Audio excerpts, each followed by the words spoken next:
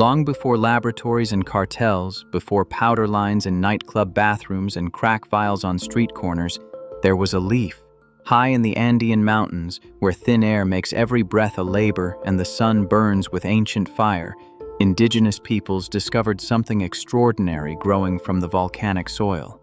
The coca plant, Erythroxylum coca, held within its green leaves a power that could banish hunger, erase exhaustion, and transform suffering into endurance.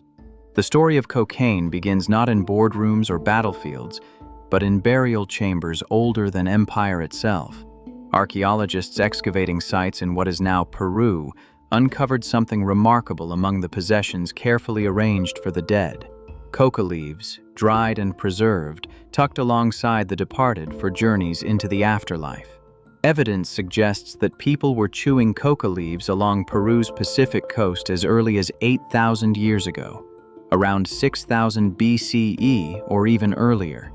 Lime containers used for coca chewing have been found dating back to approximately 2000 BCE, and burial sites from around 2500 BCE reveal coca leaves stockpiled for the afterlife, making coca one of humanity's oldest cultivated plants. For the civilizations that rose and fell in the Andes, the Wari culture, the mighty Inca Empire, and the indigenous communities that survived conquest and colonization, coca was never simply a drug. It was sacred. Priests chewed the leaves during religious ceremonies, believing the plant opened channels to the divine. Workers in the thin mountain air found that coca allowed them to labor longer, climbing higher, enduring harsher conditions than human bodies should withstand. The leaves combated altitude sickness, suppressed appetite during times of scarcity, and provided warmth against the bitter cold that swept down from snow-capped peaks. Traditional use involved chewing the leaves slowly, sometimes mixing them with alkaline substances like lime to release their active compounds gradually. The amount of cocaine alkaloid in the leaves ranged from just 0.1% to less than 1%. This meant that traditional users consumed tiny doses spread over hours, a world away from the concentrated powder that would later flood across continents. When Spanish conquistadors arrived in South America during the 1500s, they initially viewed coca with suspicion and contempt. The Catholic Church declared the plant an obstacle to spreading Christianity, a pagan corruption that kept indigenous peoples attached to their old ways and old gods. But practical considerations soon overwhelmed religious objections. The Spanish quickly realized that enslaved indigenous workers in the silver mines and on brutal labor projects performed better, longer, and complained less when they had access to coca leaves. What had been condemned as devil's work became a tool of empire. The Spanish not only permitted coca use but taxed it, turning the sacred leaf into just another colonial revenue stream. Yet for centuries, coca remained confined to South America. Spanish traders attempted to ship the leaves back to Europe, hoping to capitalize on their remarkable properties, but the long ocean voyages destroyed the delicate plant material. By the time ships reached European ports, the leaves had deteriorated beyond usefulness, their active compounds degraded by heat, moisture, and time. Coca would remain an Andean secret until science found a way to extract its essence and trap it in crystalline form. The breakthrough came in 1859, when German chemist Albert Niemann succeeded in isolating the active alkaloid from coca leaves under the supervision of Friedrich Wöhler at the University of Göttingen. Niemann published his findings in 1860 in his doctoral dissertation, naming his discovery cocaine. What Niemann had created was something entirely different from the traditional coca leaf. Pure cocaine was concentrated power, the stimulant properties amplified 100-fold. Tragically, Niemann died in 1861 at age 26, possibly from exposure to toxic chemicals in his laboratory work. Within a few years after his death, other chemists refined the extraction process, and soon cocaine powder was being produced in laboratories across Europe. The late 1800s witnessed cocaine's transformation from botanical curiosity to medical miracle. In 1863, Corsican chemist Angelo Mariani introduced Vin Mariani, a concoction of Bordeaux wine infused with coca leaves. Each ounce contained 6 milligrams of cocaine, along with 17% alcohol. Mariani marketed his creation as a tonic for virtually every ailment imaginable: stomach problems, pain, anemia, appetite loss. All would supposedly yield to the wine's restorative powers. The rich and famous lined up to endorse it. Pope Leo XIII awarded Mariani a gold medal and reportedly carried a flask of the wine with him. Thomas Edison praised it. Jules Verne, the Queen of Portugal, the King of Spain, President William McKinley, all added their testimonials. When former President Ulysses Grant lay dying of throat cancer in 1885, witnesses reported him sipping Vin Mariani as he struggled to complete his memoirs. The pharmaceutical establishment embraced cocaine with near-religious fervor. One young Viennese neurologist named Sigmund Freud became particularly enamored with the substance. In 1884, at age 28, Freud published a lengthy paper titled Über Coca, which he described as a song of praise to this magical substance. Freud experimented extensively on himself, taking regular small doses to combat depression and digestive troubles. He wrote enthusiastically to his fiancée Martha Bernays about cocaine's brilliant success, even playfully threatening to kiss her quite red and warning her to see who was stronger when he had cocaine in his body. For several years, Freud continued his personal use and promotion of the drug, convinced it represented a breakthrough in treating various nervous conditions. He even attempted to cure a close friend's morphine addiction by substituting cocaine. That friend, Ernst von Fleischl-Marxow, a physiologist who had become addicted to morphine while treating chronic pain from a thumb injury, instead developed a devastating cocaine addiction on top of his morphine dependence. Fleischl-Marxow spent enormous sums feeding his habit and died in 1891 at age 45. This tragic outcome haunted Freud and contributed to his eventual withdrawal from openly advocating cocaine's medical benefits, though evidence suggests he continued using it intermittently for years. But it was another Viennese physician who secured cocaine's place in medical history. Karl Koller, a colleague and friend of Freud, made a discovery that revolutionized surgery. At the time, performing delicate eye operations presented surgeons with an almost impossible challenge. General anesthetics like ether and chloroform made patients vomit violently, disastrous for procedures requiring absolute stillness. Most cataract surgeries were conducted without any pain relief at all, patients enduring excruciating agony as scalpels sliced through their eyes. Koller found that applying a mild cocaine solution directly to the eye rendered it completely numb. The drug not only eliminated pain but also constricted blood vessels, reducing bleeding. In 1884, Koller presented his findings, and the medical world exploded with excitement. For the first time, surgeons could perform pain-free eye surgery without knocking patients unconscious. Cocaine quickly spread to other surgical applications, becoming the first practical local anesthetic in human history. The drug seeped into popular culture with astonishing speed. In 1886, Atlanta pharmacist John Pemberton created a new beverage mixing cocaine-infused coca leaf extract with sugary syrup and caffeine from cola nuts. He called it Coca-Cola. The original formula contained an estimated 9 milligrams of cocaine per serving. Originally sold at soda fountains, the drink gained rapid popularity. In 1899, Coca-Cola began bottling its product, expanding its reach dramatically. By 1903, under pressure from growing concerns about cocaine and tightening regulations, the company removed cocaine from the formula, switching to spent coca leaves, the leftovers from the cocaine extraction process with only trace amounts remaining. Countless other products followed similar patterns. Toothache drops for children, nausea remedies, sinus medications, all proudly advertised their cocaine content. Patent medicines containing cocaine and opiates were sold openly, consumed by people across every social class. America and Europe were experiencing a massive, largely unregulated drug culture that history books would later downplay or ignore entirely. The enthusiasm couldn't last. By the early 1900s, cocaine's dark side had become impossible to deny. Addiction rates climbed. Accidental overdoses during surgery killed patients with alarming frequency. The medical establishment's excitement curdled into caution. But what truly drove cocaine prohibition wasn't health concerns. It was racism, deliberate and virulent. Newspapers began publishing sensational stories about cocaine use among Black Americans, particularly in the South. These articles weren't investigative journalism. They were propaganda designed to weaponize white fear.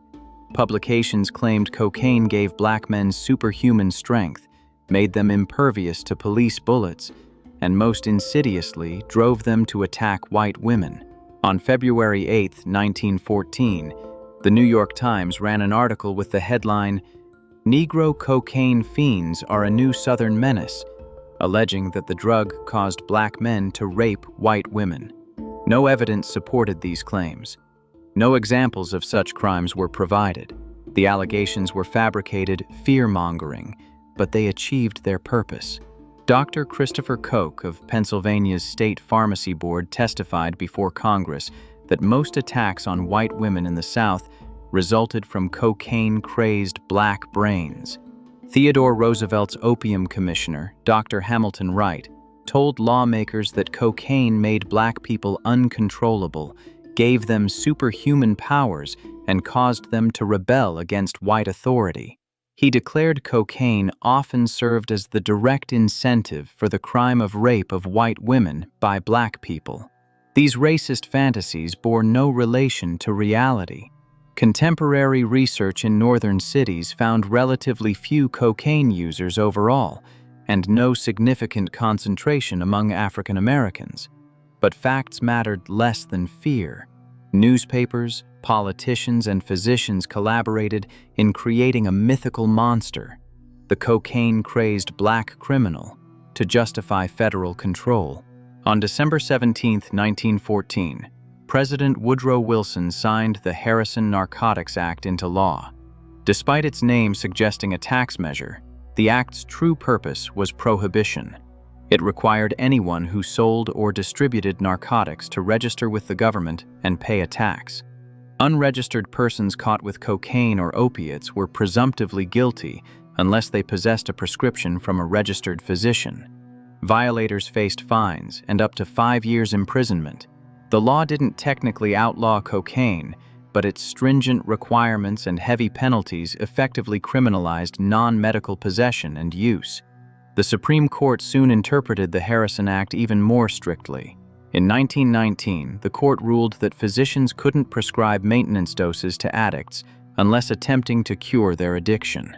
This decision drove a wedge between doctors and users. Medical professionals, threatened with prosecution, refused to treat addicts. Desperate users turned to black markets where prices soared and purity plummeted. What had been a public health issue transformed overnight into a criminal justice problem.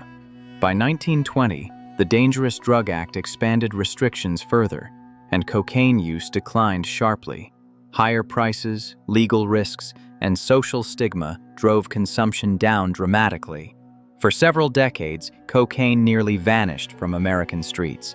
But in the mountains of Colombia, something was stirring. The country had always grown coca plants, the same species indigenous peoples had cultivated for millennia. Colombia's climate and terrain proved ideal for coca cultivation, and its geographic position between coca-producing Peru and Bolivia to the south, and the lucrative American market to the north, made it a natural smuggling hub.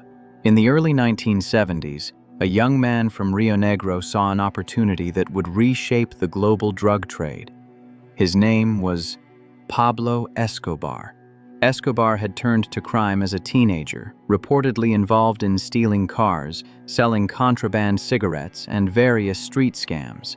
In 1975, he entered the cocaine trade, initially flying planes himself between Colombia and Panama to smuggle loads into the United States. When his operation expanded, he purchased 15 larger aircraft, including a Learjet, and 6 helicopters. The original plane he'd flown later hung above the gate of his ranch, a trophy commemorating his rise. His first documented arrest for cocaine trafficking came in June 1976, when authorities found 39 kilograms of cocaine hidden in his airplane at Medellin's airport, though he was quickly released, likely through witness intimidation or bribes. In April 1978, Escobar met with other drug lords at a farm to coordinate their operations. The meeting formalized what would become known as the Medellin Cartel. By the end of that year, they had transported approximately 19,000 kilograms of cocaine into the United States. Demand for cocaine was exploding across America. In the 1970s, the drug had been marketed as the champagne of drugs, expensive, glamorous, associated with wealth and celebrity. A 1974 New York Times Magazine article used exactly that phrase. Many believed cocaine had low addiction potential and posed minimal health risks. As demand skyrocketed, the Medellin cartel built a vast criminal empire to meet it. The cartel's operations were staggeringly sophisticated. Coca paste from Peru and Bolivia flowed into Colombia, where jungle laboratories processed it into powdered cocaine. At the cartel's peak, massive quantities of cocaine flew into the United States daily.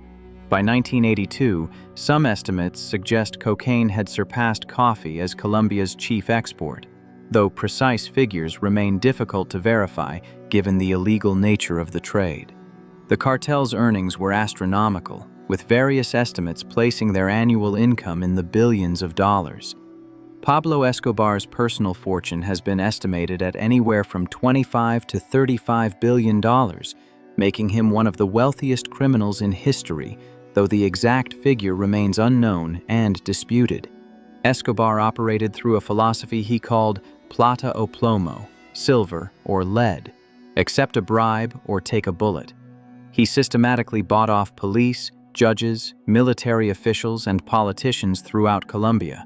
Those who refused his silver received his lead. The cartel murdered thousands, including government officials, law enforcement officers, journalists, and rival traffickers.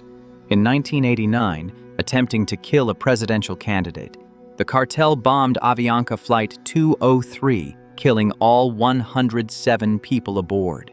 The intended target wasn't even on the plane. While Escobar lived in grotesque luxury, building estates with private zoos, soccer fields, and bull rings, he also cultivated a Robin Hood image in Medellin's poorest neighborhoods. He funded housing projects, schools, hospitals, and soccer fields. To many impoverished residents, Escobar was a hero who provided what the government never had. When he was finally killed by Colombian authorities on December 2, 1993, more than 25,000 people attended his funeral, many mourning genuinely. But the story of cocaine in the 1980s wasn't just about Colombian cartels and billionaire drug lords. In the streets of America's inner cities, a new form of the drug was about to devastate entire communities. Cocaine powder had been expensive, sometimes costing several $100s per gram, pricing it out of reach for many Americans. But in the early 1980s, drug dealers discovered a simple chemical process that changed everything. By dissolving cocaine powder in water with baking soda and heating it, they could create solid rocks that could be smoked. This product became known as crack cocaine. Crack was everything dealers wanted. It was cheap to produce. It could be sold in tiny amounts, sometimes for as little as $2.50 to $5 per dose, making it affordable even in impoverished neighborhoods. Most importantly, it was devastatingly addictive. When smoked, crack entered the bloodstream and reached the brain within seconds, producing an intense but short-lived euphoria. Users craved another hit almost immediately, creating a cycle of compulsive use that could consume people's entire lives. The term crack came from the crackling sound the rocks made when heated and smoked. The drug appeared first in Miami, where Caribbean immigrants taught young people the production technique. From there, it spread with terrifying speed to New York, Los Angeles, Detroit, and virtually every major American city. By 1985, crack had reached the District of Columbia and all but 4 states. Cocaine-related hospital emergencies rose 12% in 1985, then exploded 110% in 1986. The crack epidemic hit African American communities in inner cities with particular devastation, not because of any racial predisposition to addiction, but because of structural conditions that created perfect environments for the drug to flourish. During the 1970s and early 1980s, major American cities experienced massive economic shifts. Manufacturing industries that had provided stable employment moved out of urban centers. The jobs that had allowed previous generations to build modest but secure lives vanished. Unemployment soared in inner-city neighborhoods. Schools deteriorated. Housing projects fell into disrepair. Young people growing up in these conditions faced limited opportunities and crushing poverty. Selling crack became one of the few ways to earn substantial money. Few skills were required. No startup capital was needed. The profit margins were enormous. A crack dealer could make thousands of dollars per month. For desperate people in communities stripped of economic opportunity, the temptation proved overwhelming. As crack dealing proliferated, violence exploded. Young dealers fought to control street corners and customer bases. Street gangs organized to protect their territories. Between 1984 and 1989, the homicide rate for black males aged 14 to 17 more than doubled. For black males aged 18 to 24, the rate increased nearly as much. Crack's impact extended beyond violence. Fetal death rates in African American communities increased 20 to 100%. Low birth weight babies, weapons arrests, and children placed in foster care all surged. The drug's trail of destruction touched every aspect of community life, shattering families and poisoning entire neighborhoods. The government's response was swift, punitive, and profoundly discriminatory. In 1986, Congress passed the Anti-Drug Abuse Act, which created a 100-to-1 sentencing disparity between crack and powder cocaine. Possessing 5 grams of crack carried the same mandatory minimum sentence as possessing 500 grams of powder cocaine. Since crack was predominantly used in poor, predominantly black communities, while powder cocaine remained the drug of choice for wealthier, predominantly white users, the sentencing disparity functioned as institutionalized racism. By 1989, 1 in every 4 black men aged 20 to 29 was either incarcerated, on probation, or on parole. By 1995, that figure had risen to nearly 1 in 3. The United States built the world's largest prison system, filled disproportionately with young black men serving mandatory sentences for crack offenses. Law enforcement tactics grew increasingly militarized. Programs like Detroit's Operation Crack Crime deployed violent drug raids and widespread arrests in targeted neighborhoods. Stop and frisk policies allowed police to search people based merely on reasonable suspicion. Inner-city communities were subjected to surveillance, harassment, and violence that would have provoked outrage in wealthy white suburbs. The war on drugs became a war on poor people of color, criminalizing addiction rather than treating it as a public health crisis. The crack epidemic eventually began to subside in the 1990s, though its effects continue reverberating through communities decades later. The mass incarceration it triggered created new cycles of poverty and instability. Children grew up without parents. Released prisoners faced discrimination that made finding legitimate employment nearly impossible, often pushing them back toward illegal activity. Entire generations were scarred by policies that treated addiction as a crime worthy of decades in prison rather than an illness requiring treatment and support. Today, cocaine remains illegal in most countries, regulated under international drug control treaties. Colombia, Peru, and Bolivia still produce the vast majority of the world's coca and cocaine. While the Medellin cartel fell with Escobar's death, other organizations like the Cali cartel, the Guadalajara cartel, and countless successors continue trafficking. The fundamental dynamics that drove the cocaine trade in the 1980s, poverty in source countries, enormous profit margins, insatiable demand in wealthy nations remain largely unchanged. The history of cocaine reveals a pattern repeated throughout drug history. A substance used traditionally in one culture becomes isolated, concentrated, and commercialized by another. Initial enthusiasm gives way to widespread abuse. Prohibition transforms users into criminals and creates violent black markets far more dangerous than the drugs themselves. Enforcement targets the most vulnerable populations, while the wealthy and powerful face minimal consequences. The cycle continues, generating immense human suffering and tremendous profits for those willing to operate outside the law. From a sacred leaf in the Andes to a Victorian miracle cure to a source of cartel billions to a destroyer of communities, cocaine's journey through history reflects humanity's complex relationship with consciousness-altering substances. It demonstrates how chemistry can amplify natural compounds into something entirely different. It shows how racism can weaponize public health concerns to justify oppression. And it reveals the catastrophic consequences of treating addiction as a moral failing, rather than a medical condition requiring compassion and treatment. The story isn't over. As you watch this, cocaine is being produced, shipped, sold, and consumed across the globe. Communities are still recovering from the crack epidemic's devastation. Cartels continue their violent competition for market control. And the fundamental question remains unanswered. When will we learn from this history rather than continuing to repeat it? If this journey through cocaine's dark history resonated with you, hit that like button. Subscribe to the Codex of History for more deep investigations into the stories that shaped our world. And drop a comment below. What surprised you most about cocaine's history? Let's keep the conversation going, because understanding the past is the only way we can hope to build a better future.